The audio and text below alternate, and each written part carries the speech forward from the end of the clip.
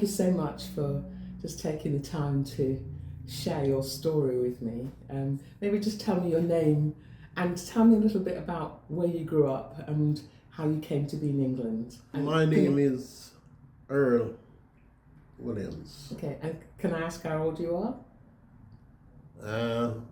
I'm 85. Wow.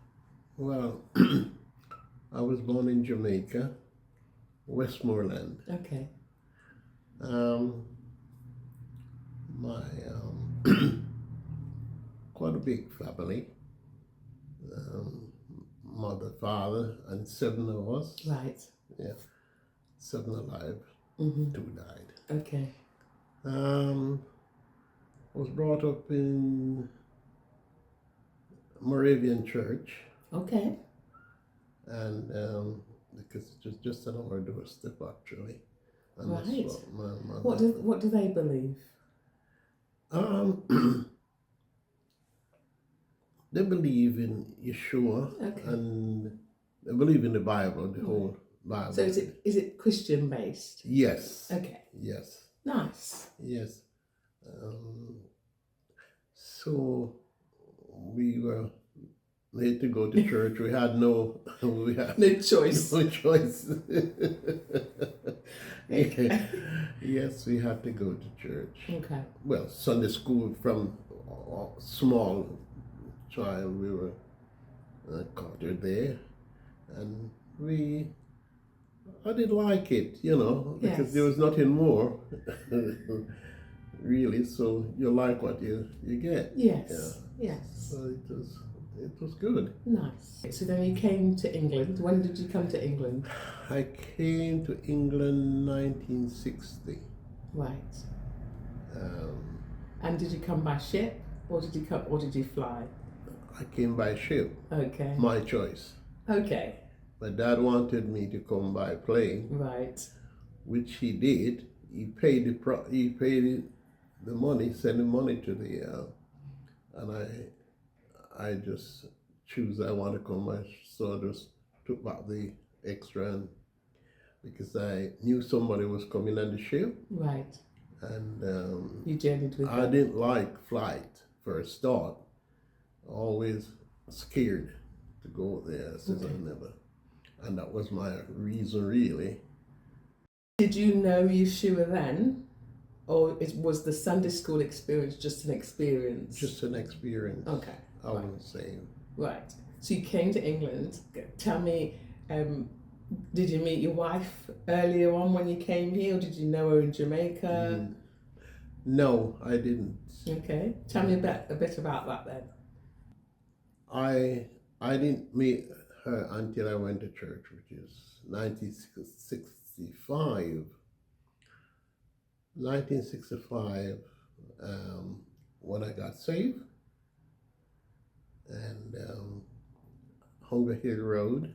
Okay, so tell me a little bit about how did you come to be at Hunger Hill Road? You've been in England for 6 years or 5 years, and then 65 you obviously came to the Congregation of Yahweh then, but obviously it was in Hunger Hill Road. So tell me who introduced you, how were you there?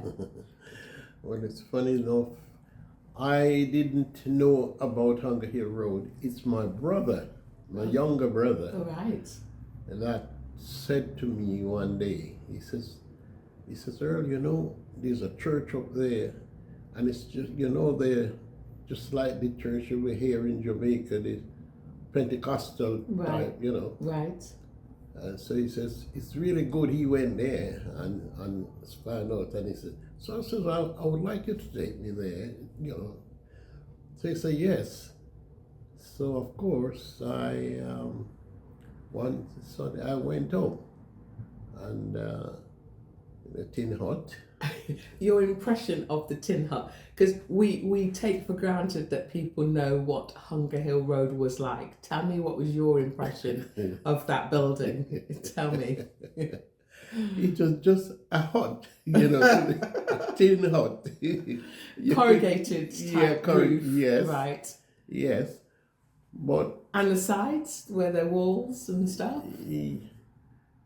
yeah, how it was.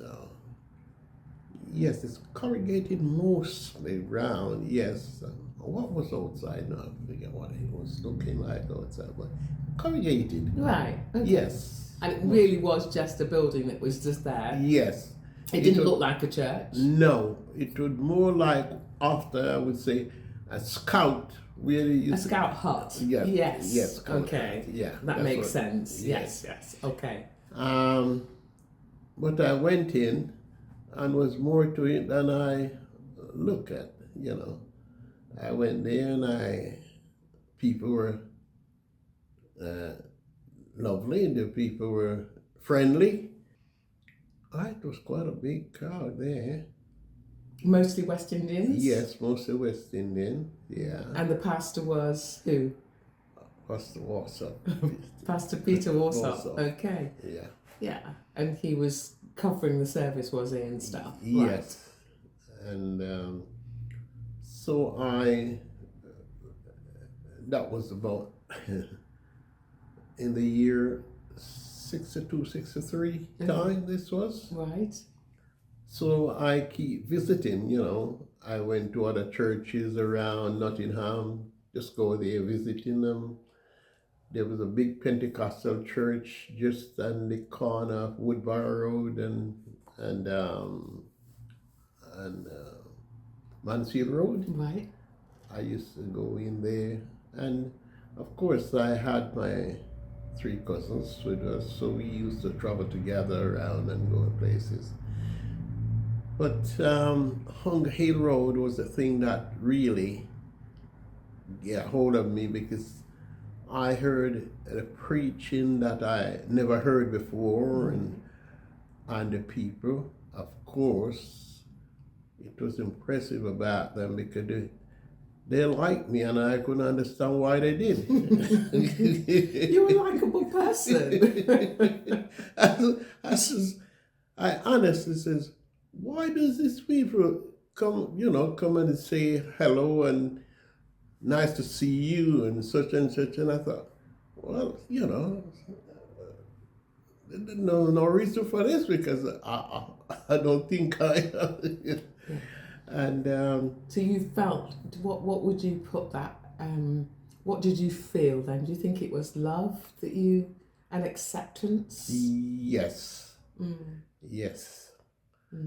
Because they would go out of the way to come and meet you. Yes. And say hi, which is not a thing I am accustomed to. Right. It's going into a church and you see people and perhaps doesn't even say hello. You go in and you sing songs and whatever and listen and get out.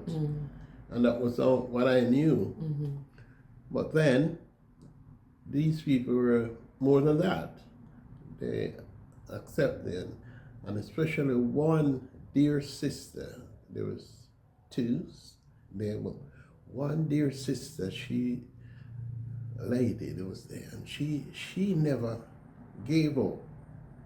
She always find me wherever we are, because there's 3 of us, 3 cousins, and we sat together, and we always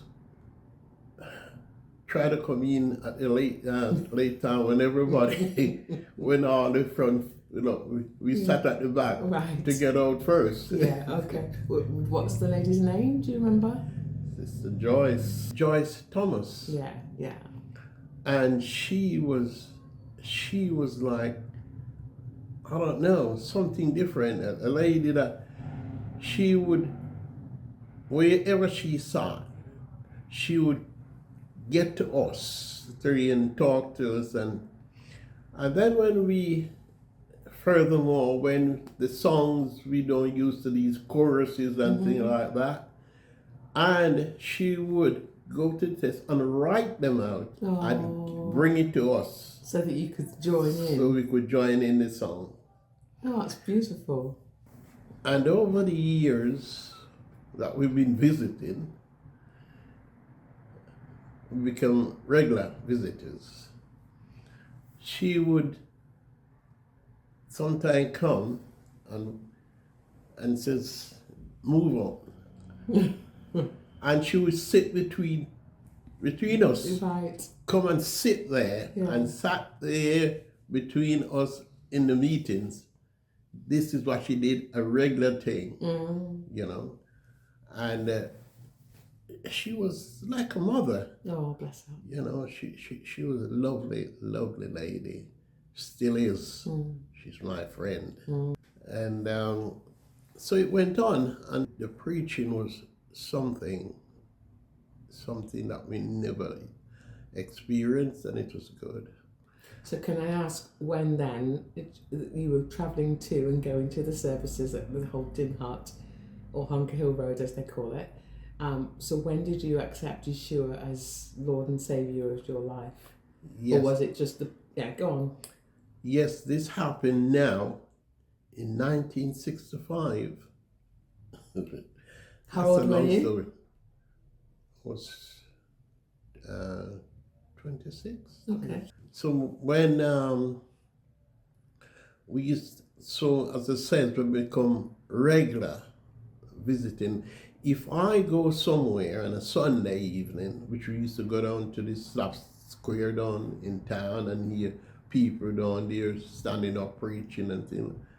But I never forget when the time, we always watch the time of the meeting in Hunker Hill Road.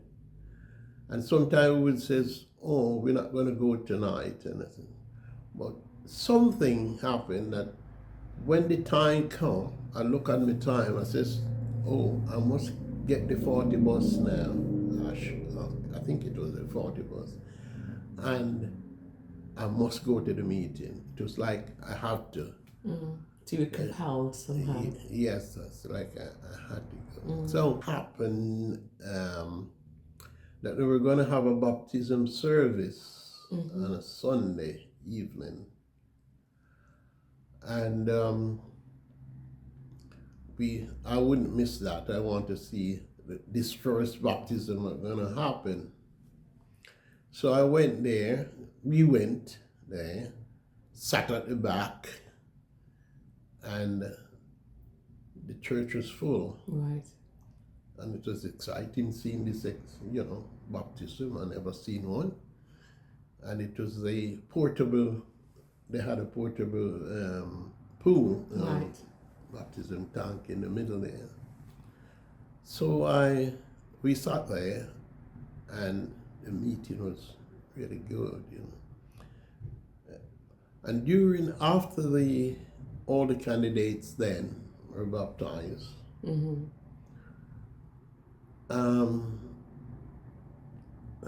Daddy Peter then, I saw him call somebody. Somebody went up to him, which was Sister Del Wright. Right. And she went up to him, and then I saw her coming down the aisle, and she came down the aisle, and she came straight to me, Brother Peter. Yeah, he would like to speak to me. So Pastor Walsall wanted to speak with you? Yes. Right. So of course, I'm a shy person. With all this crowd in there, I says to Sister Del, I said, "No, I'm not going up there." I says, I won't. She says to me, "Yes."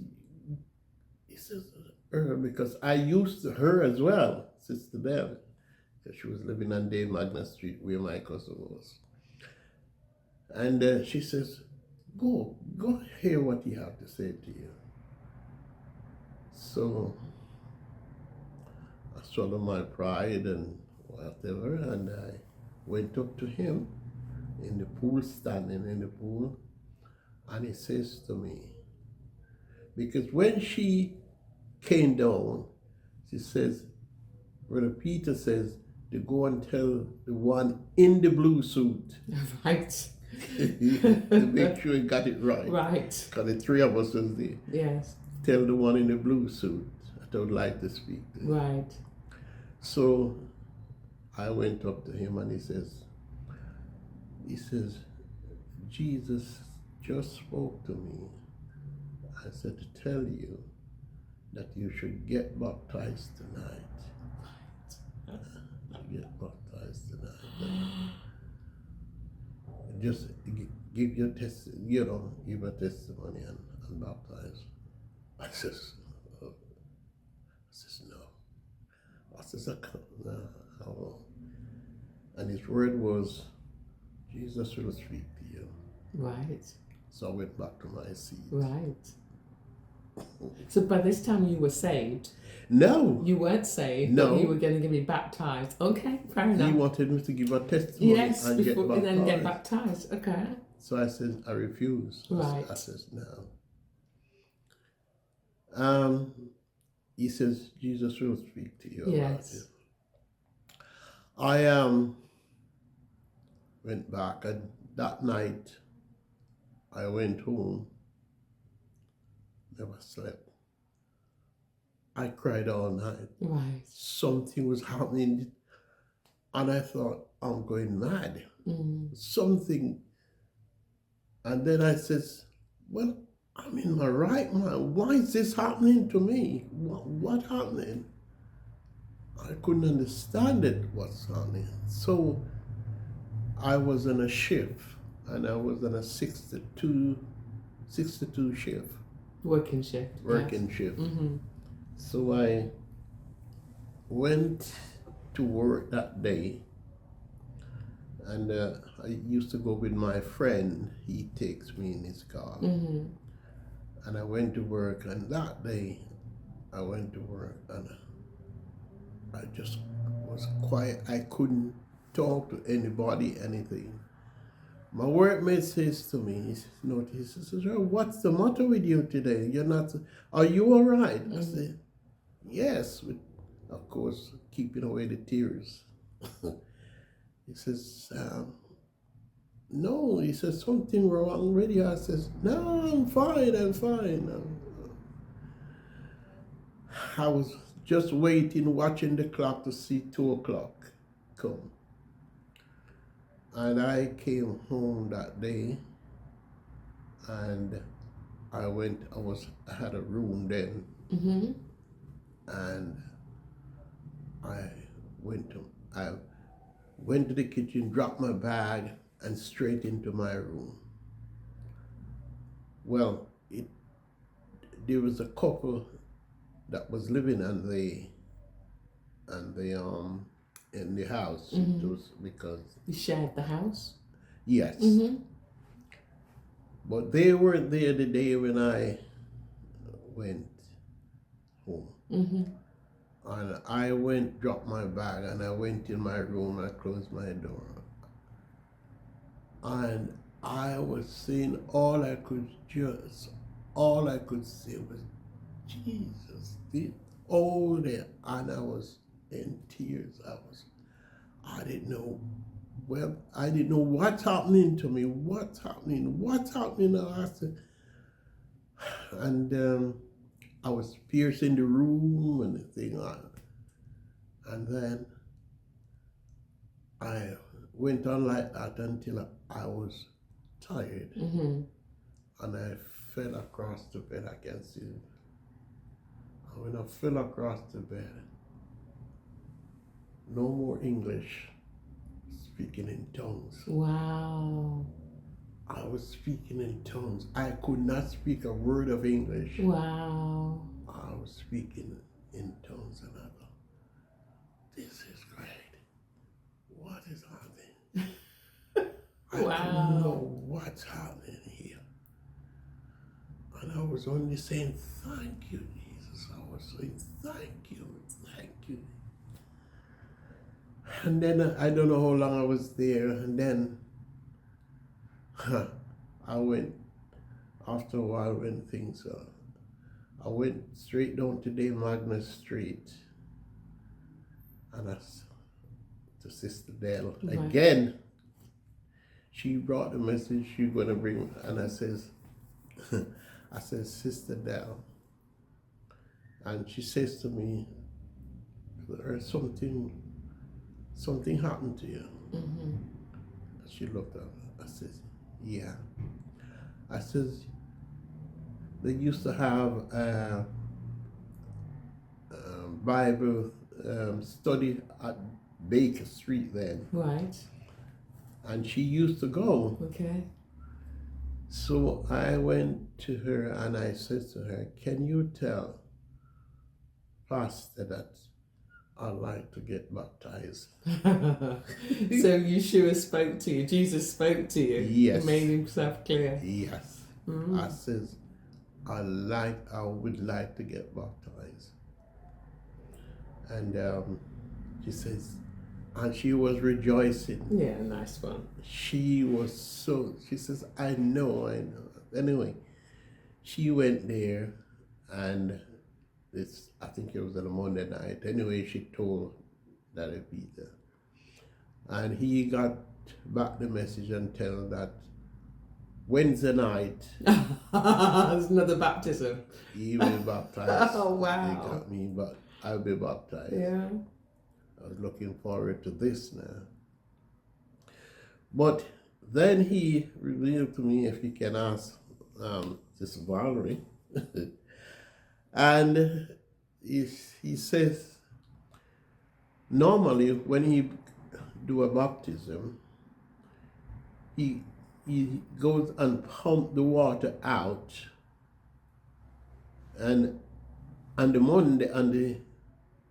Monday he would pump it out with the water down. Mm-hmm.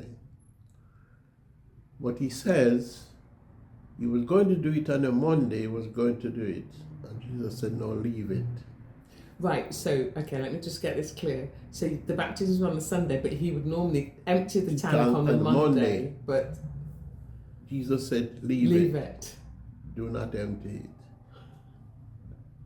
And then that was the message he got. Okay, and then the Wednesday. And then the Wednesday night, got baptized. I got baptized. Fantastic, that's a beautiful story. Tell me then, so was Evelyn, your wife, in church at that time? She went to church, she got baptized, got filled with the Spirit, and then you were saved. But then how did you meet your wife? Well, going to church now, over the years, then I get to meet her and the family, and things like that. So at some stage, I asked her, so my mother asked her if she would she'd like to marry me. Right. She wasn't too sure about that. She wasn't sure about marrying you? Well, she didn't say that. Well, that's what it came down to. She didn't say yes. Right. Well, she didn't give me an answer to that. Right. So I left it till 1 year later. Oh, one whole year? 1 year oh, later. My goodness. To the month. Wow. I was to go back to her and ask her. She kept you waiting a whole year. 1 year. Oh my goodness. Wow. Brilliant. So then you got married and can I ask you how then you were introduced to the community of living in a community? And because obviously in around the 60s and 65 or sort of early 70s, lots of people of the Nottingham area anyway started to gather together in communities, didn't they? You've got the Jesus Army and you've got various other communities, and there was the hippies and all that kind of stuff going on. Yeah. So how did you, as a couple now, get to live in the community of maybe Baker Street or Newstead Grove? Tell me a little bit about that story. So anyway, we not long after we got married, and we were asked to pray about it, because Baker Street was the home then, the training college. Yes. We were asked if we would pray about it, whether we'd like to come there to live. Right. And soon after we got married, we went to Baker Street to live. Okay. And that's where we live in the community. Wow. Until So, okay, my understanding is that Baker Street, we sold Baker Street, which is the training community home, and Yeah. we opened up a new place on Newstead Grove, Mm-hmm. which was for the training of the young mums and all sorts of stuff, and then it became Covenant College. Yeah, is that your understanding of it? Yeah. Yeah. Okay, and that whole time you stayed in community. Yes, by this time, when Newstead was open, we were then sent away to Blythe. Okay, so you were sent on missionary Yes. work Yeah. to Blythe. How long did you stay in Blythe? 3 years. Okay. And then came back? No, went to Aylesbury. Okay, and then you came back? No, Wolverhampton. Wow. And then you came back? No, Birmingham. Birmingham. Oh my goodness. So you've done a round trip on missionary, really supporting the church work and the ministry. Yeah. So then you ended up in Birmingham, and then was that the longest time you stayed at any sort of community home? Yeah. Yes. Okay. And there we had the shop, didn't we? We had the bookshop there. Yes. So Evelyn, book, calf. So Evelyn was the one that she was in charge of the calf then. Okay. But I was working out, Right. Okay. In a secular job. Yes. Okay. All right. So your experience of once you got to know Yeshua and you got saved, it seemed, Len, that you went on missionary journeys across the congregations of Yahweh, the small groups across the country. So Blythe, Aylesbury, Wolverhampton, Birmingham. So you served all those communities as a couple, and obviously then you had children, etc. Okay, that's a beautiful experience of serving, because that's your whole journey, it seemed like, is one of service. Yes. Yeah, I'm absolutely sure there were ups and downs of that whole experience. Yeah. But you strike me as being the couple that served wherever you were sent. Yeah. Yeah, would that be your testimony? Yeah. Yes. Okay, yes. Beautiful. Of that whole experience of living in community, because obviously now you're of an age where you live in your own space, what lessons do you think you've learned along the journey of service across all the different areas where what valuable lessons do you think you've learned? One or two? Yeah. Great, because I get to meet people and see people get saved. In overall, everything was great. Working in that service, it's the best thing could happen in a believer's life. Right. To serve, Yeshua in whatever way he wanted you to. Yes. So serving in the community, you watch people's lives being transformed, and your life was being changed at the same time, and you were journeying on, weren't you? Yeah. Okay, so let's just switch that up a little bit and ask you future questions. Can I? I know you're of an age. You've already told me you're 85, and Yahweh bless you with many, many more years, and I'm sure He will. According to His will. Let me just say that, because that's important. So when you get to heaven, let's talk about a future time, because we're just temporarily here, aren't we, at the moment? Yes. What are your expectations of heaven? Well, as the scripture said, into the glorious time. I'm expecting just like what the Bible says. I believe it. It will be a time of rejoicing, a time of serving Yeshua there. I'm expecting that for that glorious time. I'm looking forward to that. Right. I'm looking forward. No fear? No. No. because just a bit back, I go back. When I got saved, I asked Yeshua, I think I was going to then go after him. I was going to die and just go off. I even sent to my mother and tell her where I want to be buried. Right. In Jamaica. Okay. I did. Because you thought that experience was going to be transforming from this world Yes, to yes. the next world. Yes, because you didn't want to have anything to do with this world anymore. And I thought, this was what's going to happen. So you were going to do an Enoch. Yeah, I was ready right. Anytime. Right. Okay. So let me ask you another question about this future life that we're anticipating and expecting. So besides Yeshua, who would you be looking out for? What character or what person would you want to speak to and have a one-to-one conversation with? Any favourite characters in the Bible? The patriarch of old, because if I can tell you just a little about what happened as I got baptized, when I got saved, I had a dream. Right. And the dream was, went to this place, happened to be Israel. And it took me right into Israel and this mountain. When I went on the mountain, it was lit up. Right. It's like the sun was burning on it. And I saw all these, but I didn't see the faces. They were all back.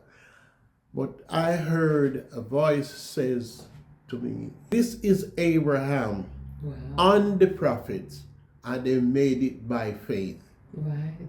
And that was it. And I can tell you, I had no idea that was 1965. Right. I had the faintest idea about going to Israel, anything, because all I would expect of Israel is to read about it and hear about it. But I said to myself, if I should go to Israel, I said, I would know that mountain. It's in my heart, right in the vision, just like how I saw it. Right. And that was 65. And it happened that I went to Israel 2013. Right. And the first thing before I went there, I says, I'm going to look if I see this mountain. Because I know it.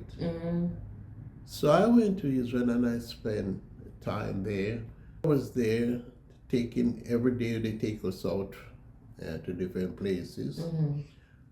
And the last day when they took us up to this mountain, because it was special, which I didn't know. Okay. And as I entered on the top of the mountain, I looked around and I said, this is it.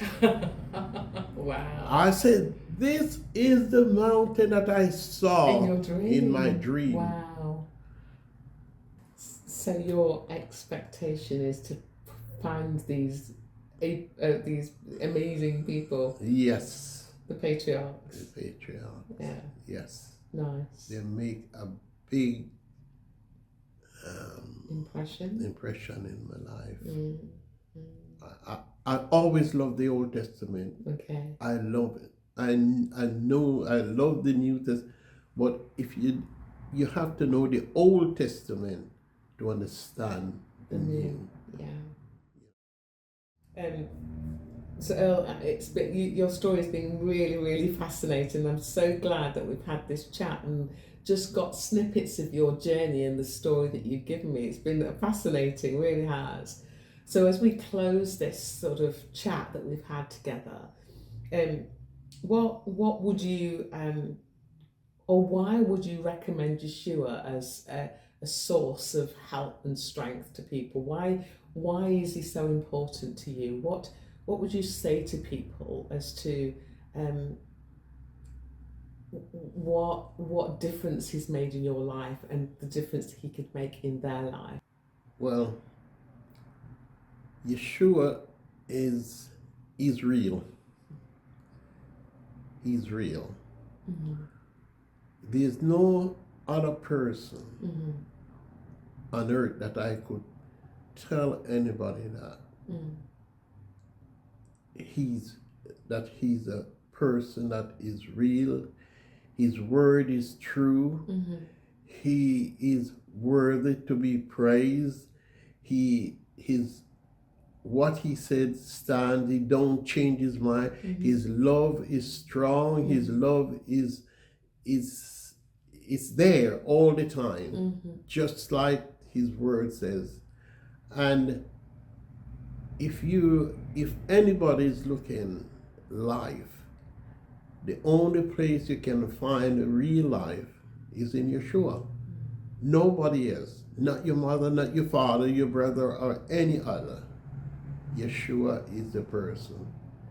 He loves, and he's the Father to all who will serve him. And what more can I say? Yeshua is love. Yeshua is love. He's mighty. He's the mightiest of all mighties. I love him. Thank you so much. I love him. Thank you so much.